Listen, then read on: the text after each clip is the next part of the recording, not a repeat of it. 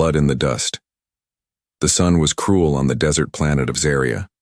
Hot winds blew across the empty land, throwing dust into the air like smoke. Jonas Ward, a human ex-soldier, walked slowly through the wasteland. His boots crunched on broken rocks. He had a scanner in one hand and a blaster on his side. He was not looking for a fight today. He was just looking for scrap. Old tech, fallen ships, anything to sell. His scanner beeped. Jonas stopped. A red light blinked on the small screen. Life detected weak signal. He frowned. No one should be out here. This land was called the Dead Flats for a reason. He moved quickly toward the signal, his eyes sharp. A small hill of rock and ash stood, in the distance. As he reached it, he noticed dark stains on the ground, blood. But not red. Purple. He pushed aside some rocks. Beneath them, he found something that made his heart stop. A woman. An alien. Her body was cut and burned. She was barely conscious, her chest rising slowly. Her skin was a soft blue, her hair dark and tangled with dirt. In her arms, she held a small child, maybe 5 years old. The child was not moving. Jonas knelt down and touched the woman's shoulder. Her eyes opened wide in fear. She growled, weakly, shielding the child with her own body. Jonas raised his hands. "Easy," he said calmly. "I'm not here to hurt you." The woman tried to speak but only coughed. Blood ran from the corner of her mouth. Jonas looked at the child. He was alive. Barely.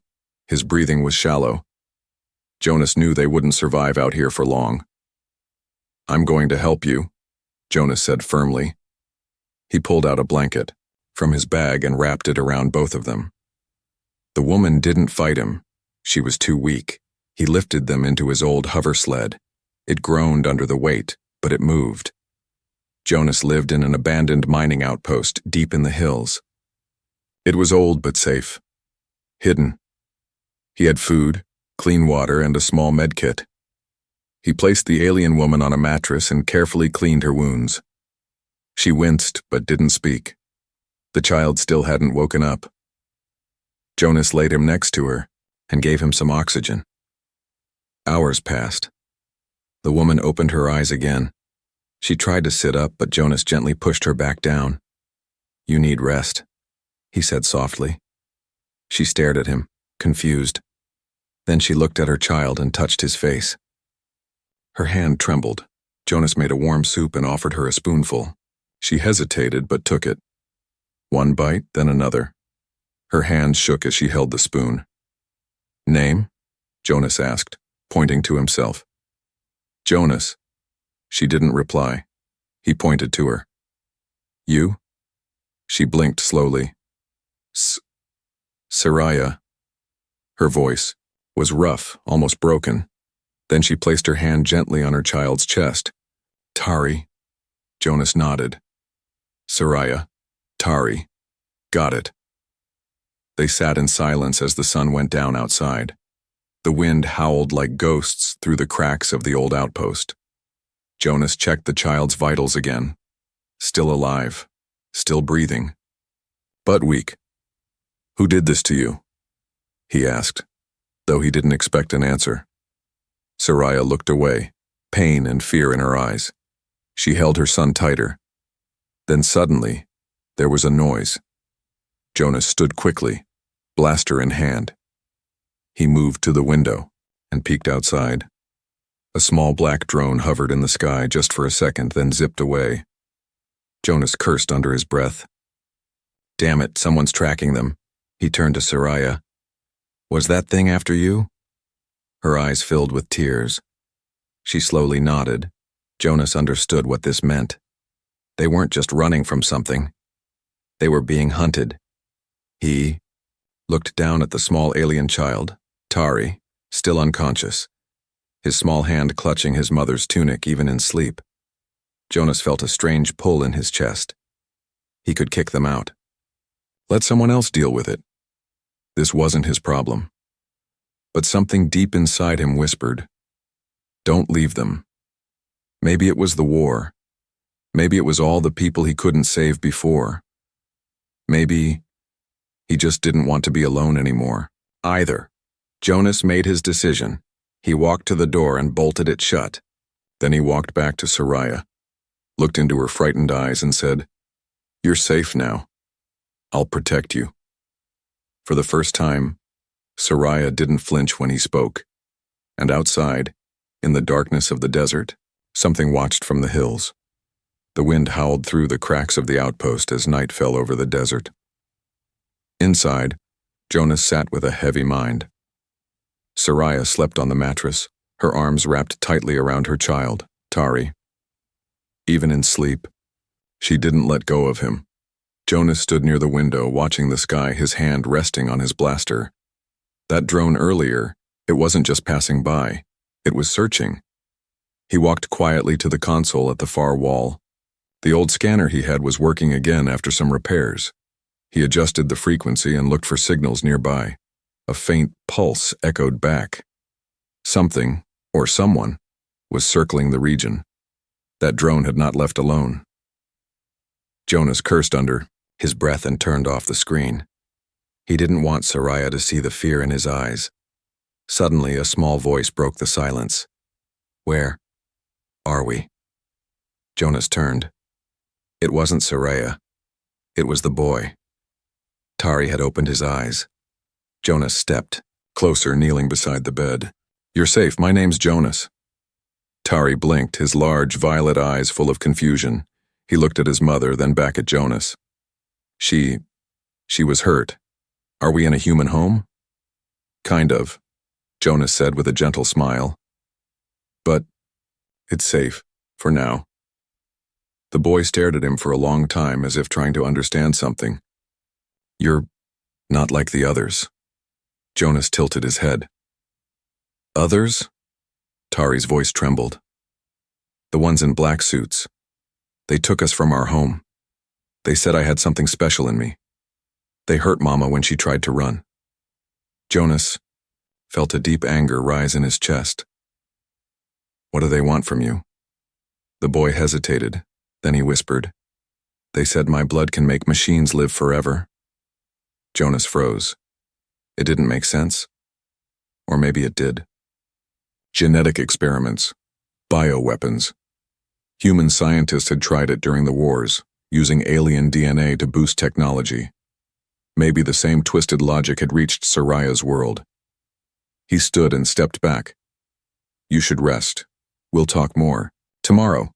Tari looked at him again. "Will they find us?" Jonas forced a smile.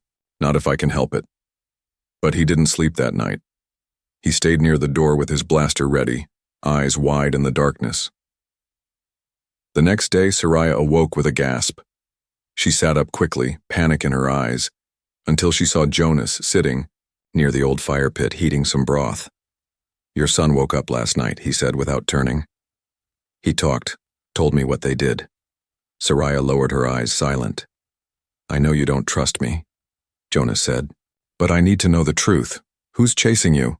She didn't answer right away, but then slowly she spoke. "Not all of them want us dead. Some want to use us, my kind. We are born with rare blood markers. My son was marked at birth. They took him.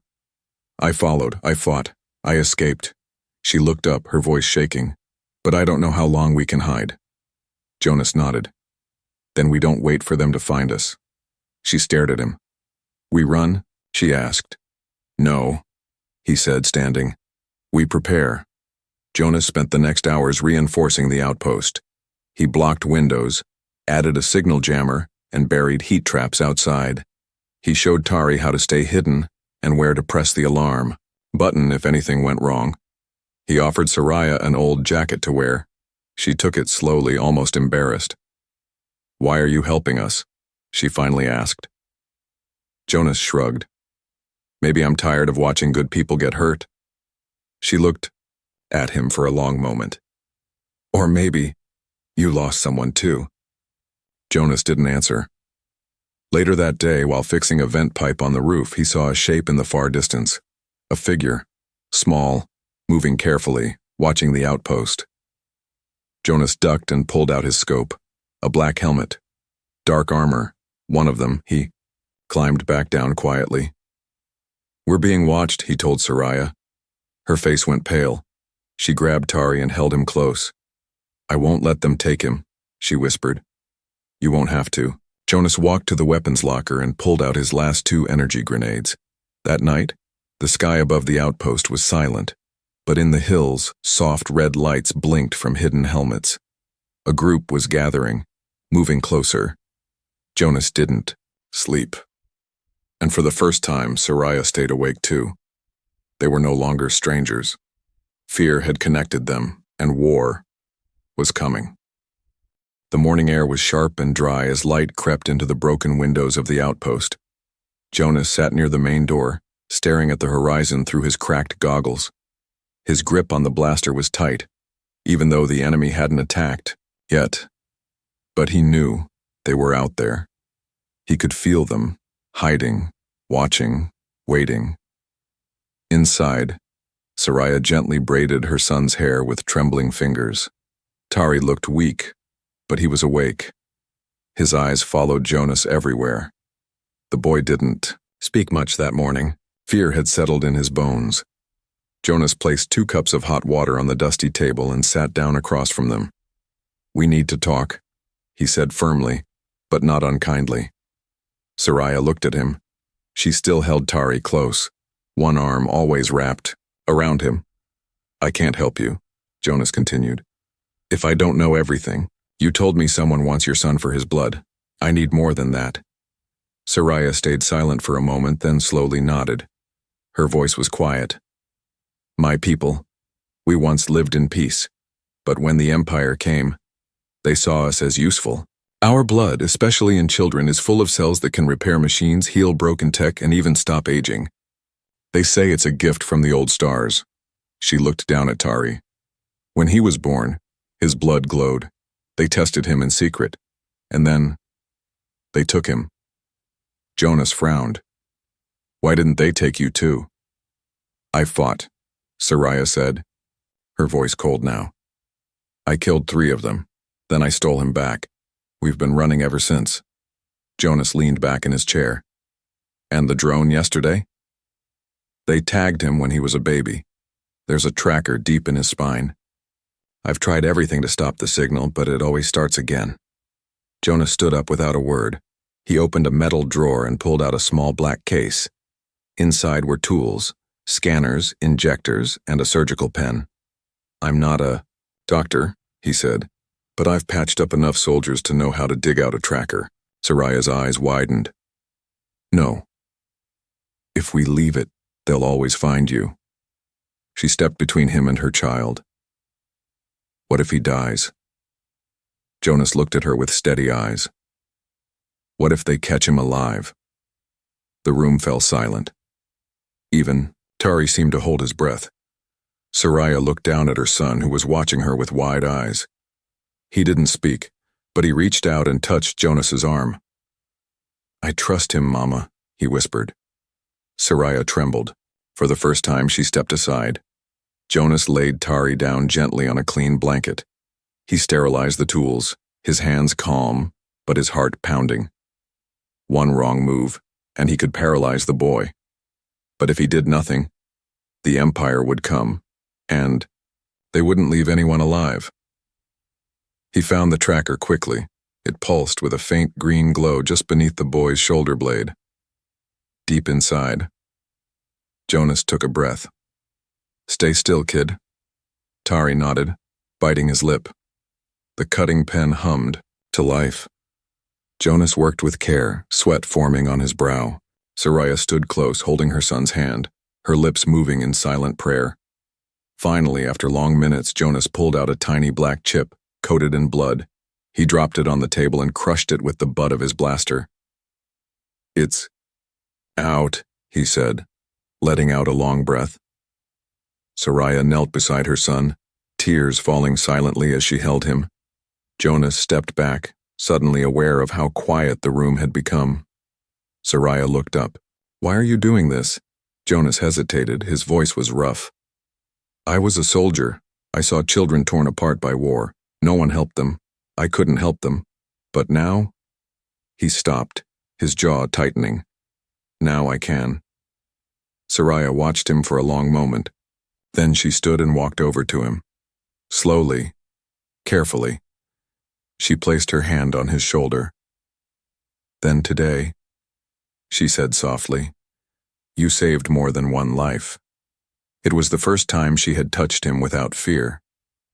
That night, the stars were sharp and cold above the hills. Jonas stood on the roof, a rifle across his back, staring into the dark. Soraya joined him quietly.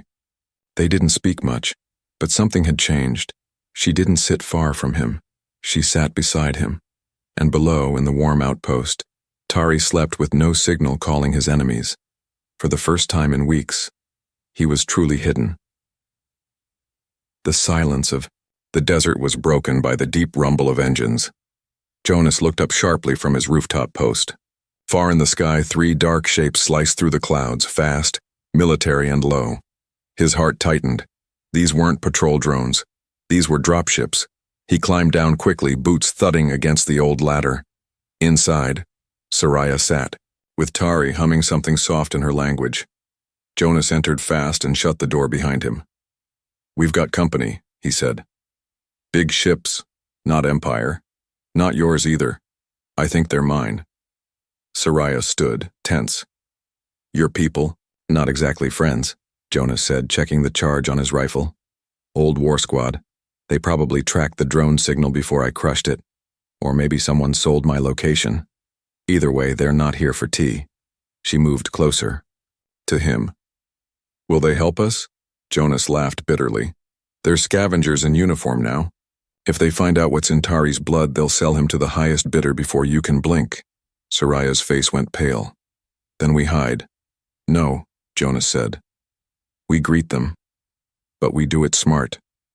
He opened a secret hatch under the floor and motioned for her and Tari to climb in. Stay there. Don't come out until I say. If something goes wrong, take the tunnel out back. It leads to the old rail tracks. Follow the broken line west. You'll find an abandoned shuttle platform in 2 days' walk. Soraya looked at him. What about you? Jonas smiled slightly.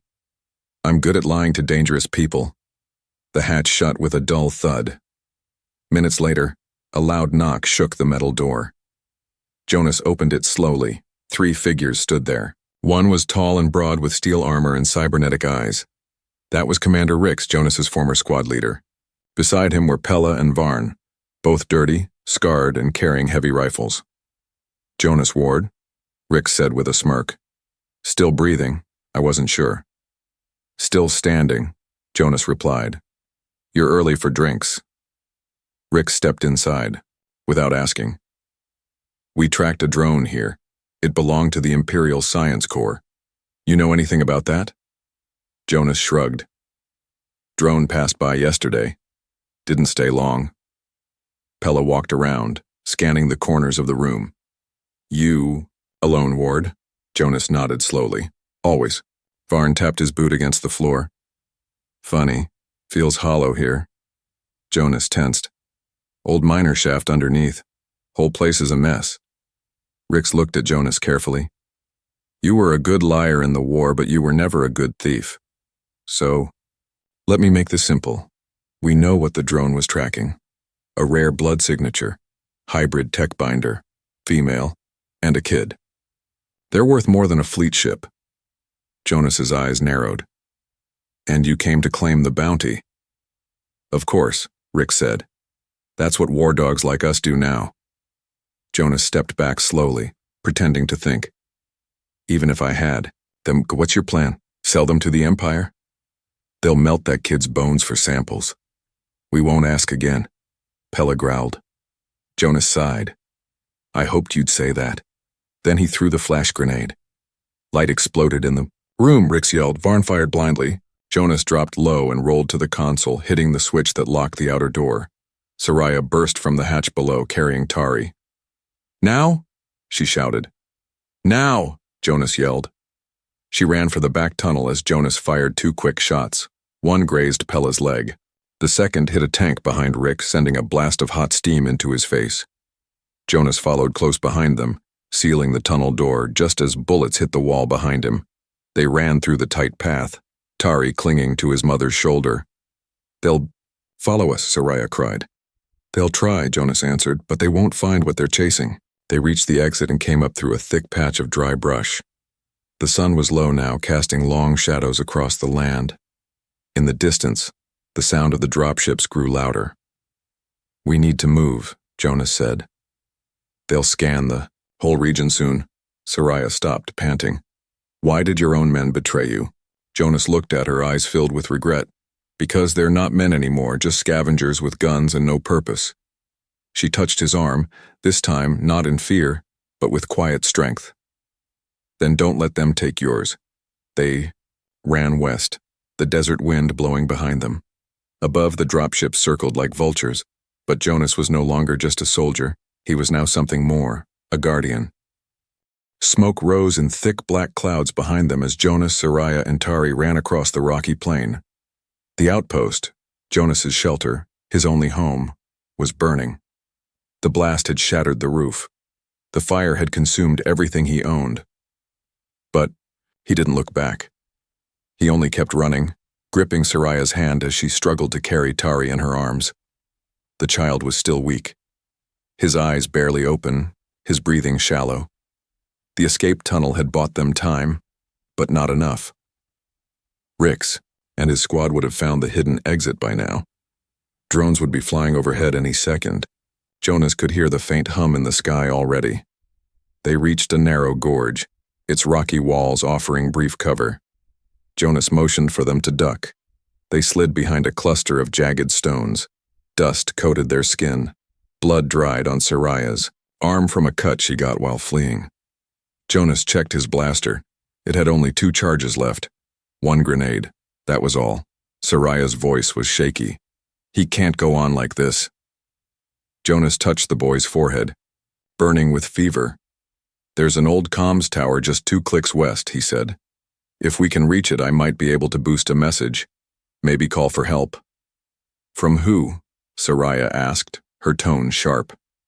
Jonas looked at her. "There's still one person I trust." She hesitated, then nodded. "Lead the way." They moved fast. Low. Quiet. The sound of engines passed overhead twice, but the shadows missed them. The landscape grew rough, with sharp rocks and dead trees scattered across the sand. Tari whimpered once, and Soraya kissed his forehead, whispering, softly in her language.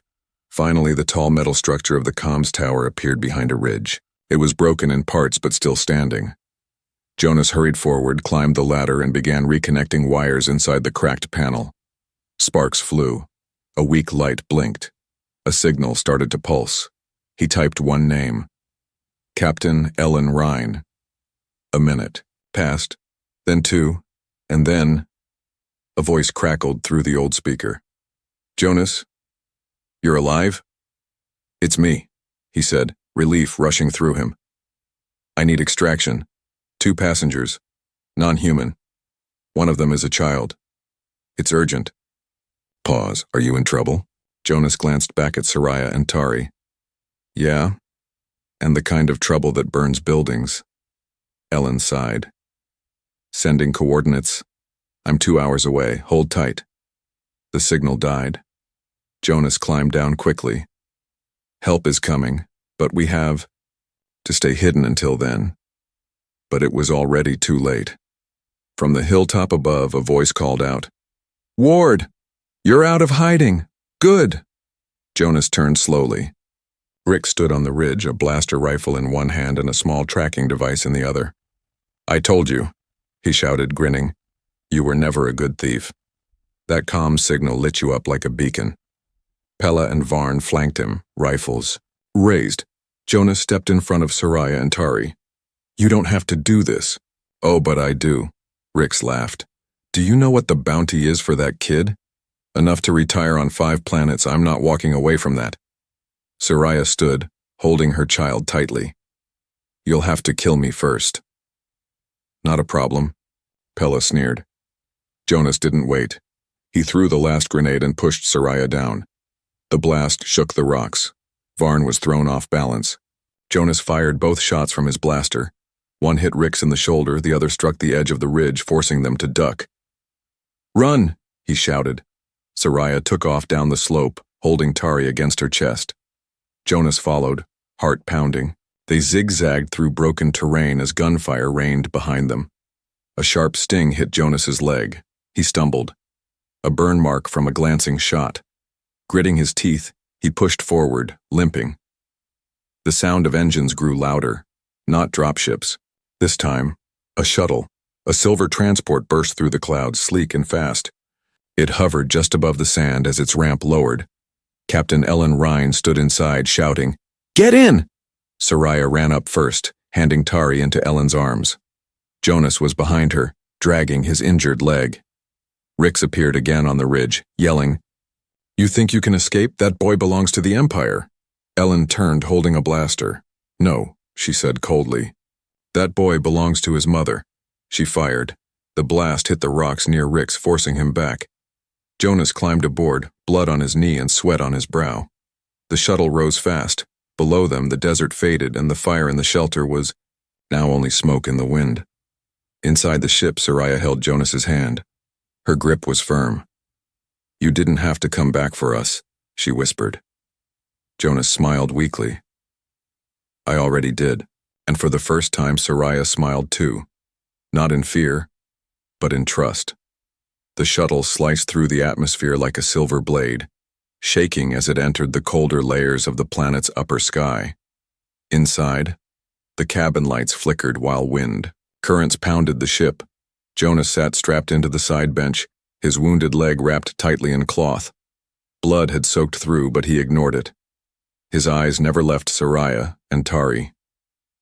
Soraya sat close to the heater vent, her arms wrapped around her son, her fingers brushing his pale cheek over and over like a silent promise. Tari had slipped into a deep sleep. The fever was still burning. His small body twitched with every shake of the ship. Captain Ellen Rhine stood at the control panel, her brow furrowed. "We can't stay in orbit. They've tagged the ship, probably, from the last gunfight. I've got one option. Land at the old ice facility in the northern sector." Jonas groaned. "That place is dead." "It's hidden," Ellen said. "That's better than dead." The ship banked hard and dove. Outside, the warm golden desert quickly turned into icy cliffs and frozen valleys. The wind screamed. Snow pelted the windows like white knives. Soraya looked out, her breath fogging the glass. "We won't survive long out there," she whispered. "We won't have to," Jonas said. "We just need shelter and time. Time to figure out what the Empire really wants from your son." They landed rough, skidding across an icy flat and coming to a stop at the edge of a half-buried station. The tower was crumbled, the landing pad cracked and uneven. The whole area was ghostly silent, buried under snow and silence. Jonas limped out first, rifle raised, scanning for threats. None came, only the whistling wind. Ellen forced open the main doors of the station. The inside was dark and cold. Frost coated every surface. Light flickered weakly from backup power cells still pulsing after years of abandonment. "Home sweet home," Jonas muttered. They set Tari down on a long metal table wrapped in blankets. Soraya stood over him, worried eyes full of questions. "He's burning. The cold helps, but not enough. I think his body is changing." Jonas looked at her. "Changing how?" Soraya hesitated. "Our people. When our blood is awakened by fear or pain, it begins to evolve. The blood becomes more reactive, stronger, but it also burns. If we don't help him soon, it could destroy him from the inside." Jonas turned to Ellen. "What kind of medtech is still working here?" She sighed. "None, but the station AI might still be alive. If we're lucky." They moved through a hallway filled with broken glass and snowdrift. A soft hum began as Ellen connected a power cord to the main console. Then a flicker of blue light appeared in the center of the room. A hologram, an alien face, not human, not Soraya's kind either. Old, ancient, thin features, long neck, glowing eyes. "Welcome back," it said in a calm voice. "Are you here for the child?" Jonas froze. What child? Ellen asked carefully. The AI's eyes glowed brighter. The hybrid, designed long ago, a seed of both machine and life. The key to the bridge between organic and synthetic intelligence. I sense the presence again. He has returned. Soraya stepped forward, heart racing. You know what's happening to him? Yes, the AI said softly. He is awakening. His cells are fighting to become something new, something never seen before. But he cannot survive without stabilizing. Jonas stepped closer. How do we help him? The AI paused. There is a chamber, deep within this facility, a stasis pod, ancient but still alive. If he sleeps inside it, the process will slow, and his body will survive the change. Then show us, Jonas said quickly. The AI's eyes turned toward Soraya. Will you entrust your son to this path? She held her breath, then nodded. The AI led them through winding, icy halls. Jonas had to lean on Ellen at times. His leg was getting worse, but he didn't care. They reached the chamber at last. Large glass pod surrounded by softly glowing panels. Jonas helped Soraya lay Tari inside. The pod sealed shut with a hiss. Inside, the child's body relaxed. The glow of his veins began to dim. His breathing became calm. He's safe, the AI said. For now. Soraya fell to her knees, tears falling silently. Jonas stood behind her, his hand resting gently on her shoulder. You did it, he whispered. No, she said, looking up at him. We did. But as they turned back toward the corridor, the AI spoke again. They will still come. The Empire, the soldiers, the scavengers, they all want what that child can become. Ellen looked at Jonas. We need to leave before they arrive. Jonas shook his head. No. We stay. He looked toward the frozen door, toward the snowstorm, outside. If they come for the child, they'll have to go through us. Snow blanketed the ancient facility, hiding it under thick silence. The frozen wind howled across the mountains, covering footprints almost as soon as they were made.